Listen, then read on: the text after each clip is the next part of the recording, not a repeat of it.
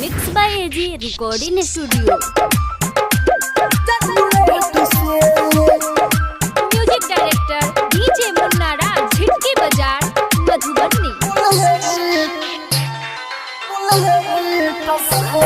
भागेला रही तैयार के पहिन के बियाहुआ शादी के भागेला रही तैयार के पहिन के बियाहुआ शादी के चुपके से चालू है पिछला गेट से हम तो भगावेला बहुत बुलेट से हम तो भगावेला बहुत बुलेट से भागेला रही तैयार के पहिन के बियाहुआ शादी के भागेला रही तैयार के पहिन के बियाहुआ शादी के चुपके से चालू है पिछला गेट से हम तो भगावेला बहुत बुलेट से हम तो भगावेला बहुत बुलेट से। म्यूजिक डायरेक्टर डीजे मुन्ना राज।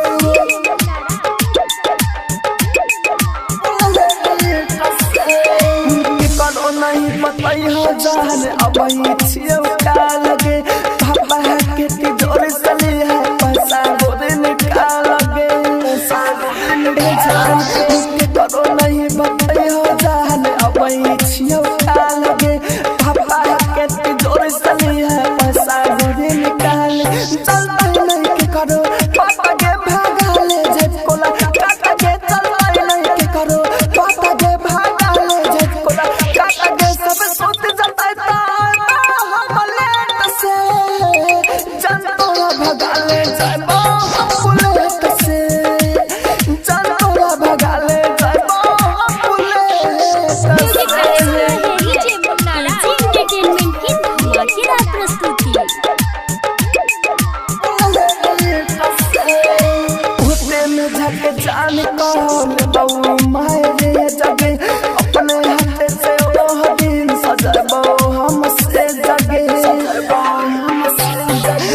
उठने में झके जान कौन बहू मारे जगे अपने हाथ से ओह दिन सजबो हमसे जगे गाय के राहुल राजा धन के बुझलेंगे जन परा सान के गाय के राहुल राजा धन के बुझलेंगे जन परा सान के राइटर सुनल से रहिए जन से लगे हम तोरा भगा ले जाबो जन बुलेट से हम तोरा भगा ले जाबो जन बुलेट से।